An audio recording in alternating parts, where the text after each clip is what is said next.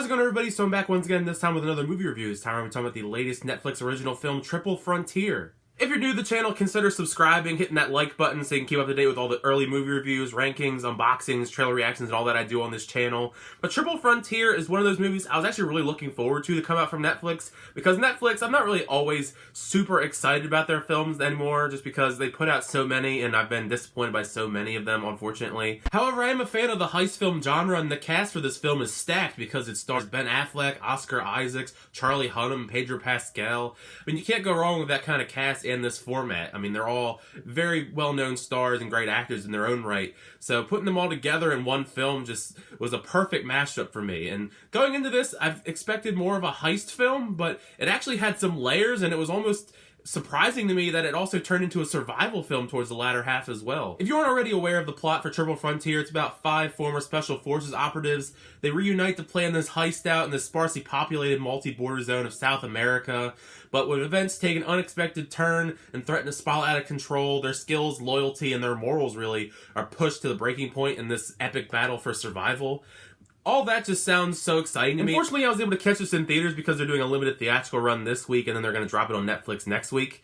I definitely highly recommend, if you're able to check this out in theaters, because it's very rare for an actual Netflix film to have cinematic quality, but this is definitely one of the few Netflix films that I really feel like benefits from being seen in a theater. Just the amazing cinematography of all the forests of South America alone, it just feels very theatrical. I'm really surprised, actually, at the quality that you get from this film in terms of its visuals. And as I alluded to earlier, I went into this just expecting a heist film, with some really fun action scenes, and they are fun. But I also was really surprised by the drama elements, just because after the whole heist goes down, they got to deal with the whole survival elements of getting the money out of there so they can actually spend it, because that's actually more of a hassle than the actual heist. Because the heist part, I mean, obviously it went somewhat well, but they still got to actually get it out of there and safely and alive.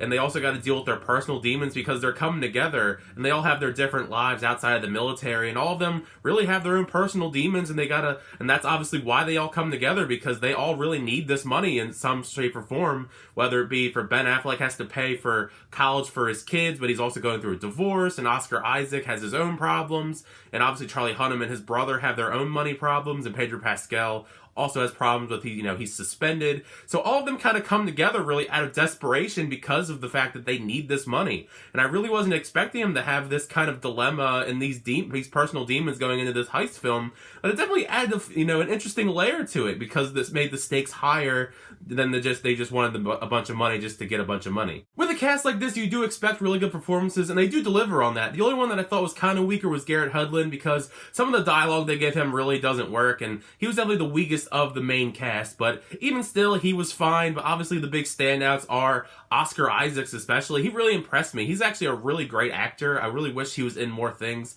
because obviously he's known mostly now for being Poe Dameron in Star Wars, but he actually has a really good wide range. And also Ben Affleck as well. It's always nice seeing Ben Affleck in films. I mean, obviously he's not going to be Batman anymore, so that opens up his schedule to do more things. So I hope he continues to do more roles in this kind of vein. And this, he's actually a pretty good actor. I know he gets a lot of flack for it, but I actually didn't mind him as Batman.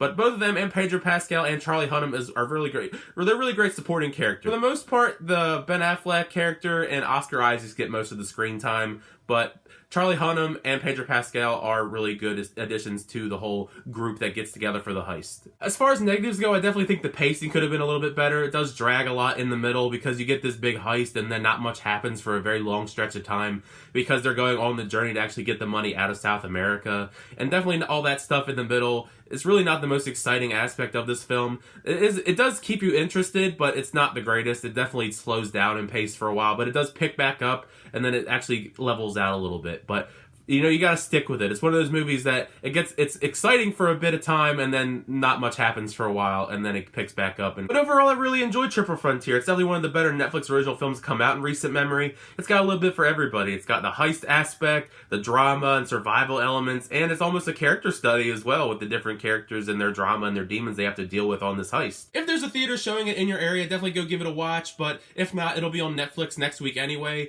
But when you see the film, let me know in the comment section down below what'd you think of the film. Did you like it? Did you not like it? What did you like? What did you dislike? Let's get a discussion going in the comment section down below. But thank you so much for checking out my video. If you enjoyed it, feel free to give it a like, hit that subscribe button so you can keep up to date with my movie reviews, channel reactions, unboxings, and more. Until next time, I'll see you guys later.